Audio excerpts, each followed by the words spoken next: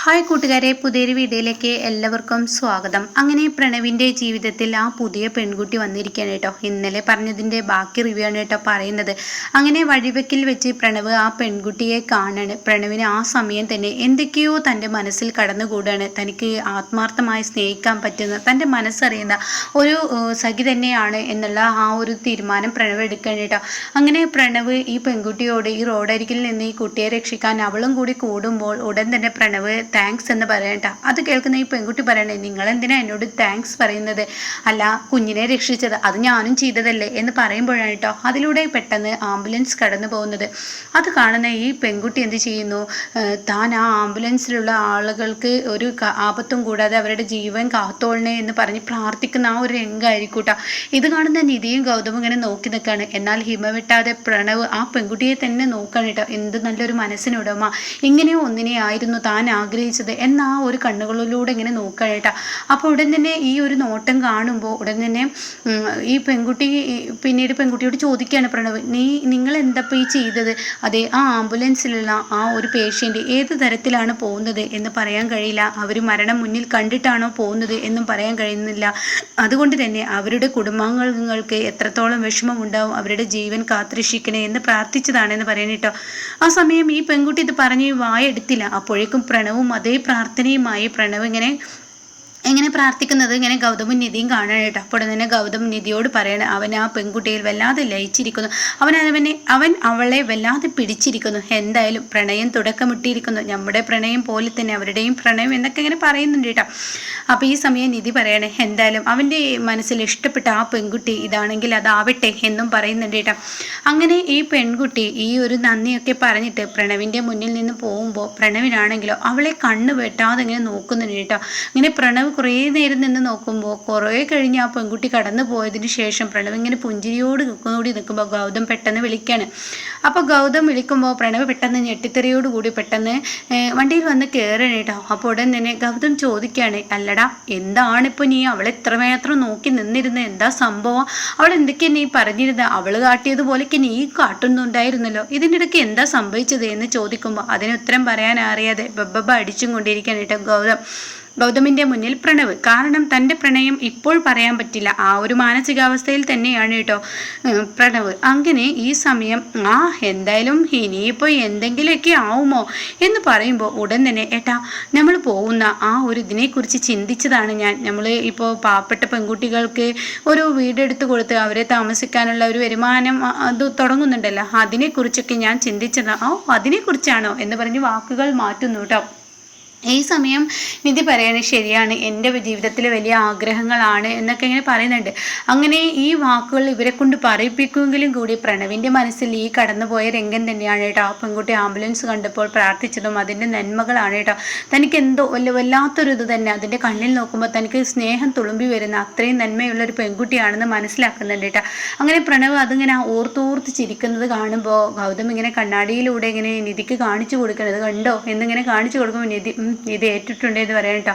അങ്ങനെ ഇവർ യാത്ര തുടരുന്നതിനിടയ്ക്കാണ് പെട്ടെന്ന് നിധി പഠിപ്പിച്ചിരുന്ന സ്കൂളിൽ നിന്ന് ഒരു ഫോൺ കോൾ വരുന്നത് കേട്ടോ. അപ്പോൾ ഉടൻ തന്നെ നിധി പറയുന്നുണ്ടല്ലോ, ഇത് ഈശ്വര ഞാൻ പഠിപ്പിച്ചിരുന്ന സ്കൂളിലെ പ്രിൻസിപ്പാളല്ലോ, ഇവരെന്തിനെ വിളിക്കുന്നത്, എടുത്തു നോക്കി എന്ന് ഗൗതമും പറയുന്നു കേട്ടോ. എൻ്റെ ചേച്ചി എൻ്റെ ഏട്ടത്തി എടുത്തു നോക്കി എന്ന് പ്രണവും പറഞ്ഞിട്ട് പ്രണവ് ഈ ചിന്തയാണ്, ഈ പെൺകുട്ടി തന്നെ എനിക്ക് കണ്ണടച്ചാൽ അവളുടെ ആ ഒരു കൈ കാട്ടുന്നതും അതുപോലെ തന്നെ ആ കുട്ടിയെ രക്ഷിക്കാൻ വേണ്ടി ഓടുന്നതും ആംബുലൻസ് കണ്ടപ്പോൾ പിന്നീട് ചെയ്യുന്ന ആ ഒരു നന്മകൾ തന്നെയാണ് കേട്ടോ പ്രണവിൻ്റെ ഉള്ളിൽ. അപ്പോൾ ഉടൻ തന്നെ നിധി ഇവരോട് ചോദിക്കുക, പ്രിൻസിപ്പാളിനോട് ചോദിക്കുകയാണ്, എന്താ മാഡം എന്തിനാണ് വിളിച്ചത്? നിധി എവിടെയാണോ? ഞാൻ അർജൻറ്റായി ഒരു സ്ഥലത്തോട്ട് പോയിക്കൊണ്ടിരിക്കുക, നിധിക്ക് ഇപ്പോൾ എന്നെ അരികിലോട്ടൊന്ന് വരാൻ പറ്റുമോ? അത് കേട്ടോടുന്നു, അയ്യോ മാഡം ഞാൻ വൈകുന്നേരം വന്നാൽ മതിയോ? ഇപ്പോഴേ എനിക്ക് കുറച്ച് തിരക്കുണ്ട്, അതിലേറെ തിരക്കുണ്ട്, എന്നെ കാണാൻ ഒരു അർജൻറ്റ് കാര്യം പറയാനാണ്. മാഡം എന്താ പ്രശ്നം? അത് നേരിട്ട് പറയേണ്ടതാണ്, പെട്ടെന്ന് നിധിക്ക് എത്താൻ കഴിയുമോ? അത് കേട്ടോടുന്നു തന്നെ, അത്രയും അർജൻറ്റാണോ? അതെ അത്രയും അർജൻറ്റാണ്, നീ ഒന്ന് പെട്ടെന്ന് വാ എന്ന് പറഞ്ഞ് ഫോൺ കട്ട് ചെയ്യാണ് കേട്ടോ. അപ്പോൾ തന്നെ ഗൗതം ചോദിക്കുക, എന്താ നിധി? അതെ ഗൗതം, എനിക്കിവിടെ വണ്ടി നിർത്തി തരുമോ? അതെന്തിന്? അതെ എനിക്ക് പെട്ടെന്ന് ഞാൻ പഠിപ്പിച്ചിരുന്ന സ്കൂളിലെ പ്രിൻസിപ്പാൾ എന്നെ വിളിക്കുന്നു, അവരങ്ങനെ ഇങ്ങനെയൊന്നും എന്നെ വിളിക്കില്ല, എന്തോ സീരിയസ് ആയൊരു പ്രശ്നം അവിടെ ഉണ്ടെന്ന് തോന്നുന്നു, അതിനാണ് എന്നെ വിളിക്കുന്നത്. അത് കേട്ട ഉടനെ തൻ്റെ സ്വപ്നം പൂവണിയാൻ പോകുന്ന ഒരു വീട് നോക്കാൻ പോവുമല്ലടോ, അതിന് താനല്ലാതെ നടത്തിക്കൊണ്ടു പോകേണ്ടത്. അത് കേട്ട ഉടനെ അല്ല, നിങ്ങൾ രണ്ടുപേരും നടത്തുന്നതാണ് എൻ്റെ സ്വപ്നം, നിങ്ങൾ രണ്ടുപേരും ഈ ഒരു സംഭവത്തിന് തുടക്കം കുറിക്കുമ്പോൾ നിങ്ങൾ രണ്ടുപേരും നോക്കി വെച്ച് ആ ബിൽഡിങ്ങിൽ ചെയ്യുന്നതാണ് എനിക്കിഷ്ടം. നിങ്ങൾ നോക്കുന്നതൊന്നും തെറ്റാറില്ല. അതുകൊണ്ട് എനിക്കിത് എന്താണാവോ എന്നറിയാത്ത കൊണ്ട് ഗൗതം സമാധാനമില്ല. ഞാനിവിടെ ഇറങ്ങട്ടെ, ഗൗതം സമ്മതം നൽകണം. അത് കേൾക്കുന്ന ഗൗതം ശരി എന്നാൽ ഞങ്ങൾ പോയിക്കോളാം, നീ പോയിക്കോ എന്ന് പറയണം. അല്ല നീ എങ്ങനെ പോകാനാണ്? ഞാൻ എന്തായാലും ഓട്ടോ വിളിച്ച് പോയിക്കോളാം എന്ന് പറയുന്നു കേട്ടോ. അങ്ങനെ ഗൗതം ആ വഴിയിൽ ഇറക്കി കൊടുക്കുകയാണ്. പിന്നീട് നിധി ഓട്ടോ വിളിച്ചിട്ട് ഈ ഓർഫനേജിൽ എത്തുകയാണ്. അപ്പോൾ ഉടനെ തന്നെ നിധി കയറി ചെല്ലുമ്പോൾ ഈ വഴിവെക്കിൽ കണ്ട ആ ടീച്ചർ സ്കൂളിൽ ജോലി ചെയ്യുന്നുണ്ടാവും കേട്ടോ. ടീച്ചറായി ക്ലാസ്സിലെ കുട്ടികളെ പഠിപ്പിക്കുകയാണ്. അപ്പോൾ തന്നെ നിധി ചിന്തിക്കണം, തൻ്റെ വണ്ടിയിൽ കാട്ടിയതും പ്രണവ് ഇഷ്ടപ്പെടുന്ന ആ പെൺകുട്ടി ഈ പെൺകുട്ടിയാണല്ലോ. ഇത് എന്തൊരു അതിശയമാണ്, ഇതിനെ കൺമുന്നിൽ ഇങ്ങനെ കാണുന്നത്. അത് പ്രണവിൻ്റെ ജീവിതത്തിലോട്ട് തന്നെ ആയിരിക്കുമോ എന്നിങ്ങനെ നിധി ചിന്തിക്കുമ്പോൾ ആ പെൺകുട്ടി കുഞ്ഞുങ്ങൾക്ക് ക്ലാസ് എടുക്കുന്ന ആ രീതിയാണ് കേട്ടോ. ഒരു കുഞ്ഞ് ഇമ്പോസിഷൻ എഴുതി വരാൻ, ഹോംവർക്ക് എഴുതി വരാനൊക്കെ പറഞ്ഞിട്ട് ആ കുഞ്ഞ് എഴുതി വരാത്തതിന് അതിനോട് ചോദിക്കുകയാണ്, നീ ഇന്നലെ രാത്രി ചോറ് തിന്നാ? ആ ചോറ് തിന്ന്. നീ ഇന്നലെ രാത്രി വേറെ എന്തൊക്കെ തിന്ന്? എല്ലാം കഴിച്ചു. അപ്പോൾ അതിനൊന്നും നീ മറന്നില്ലല്ലോ? ഇല്ല. ഉറങ്ങാൻ മറന്നോ? ഇല്ല, ഉറങ്ങാൻ മറന്നില്ല.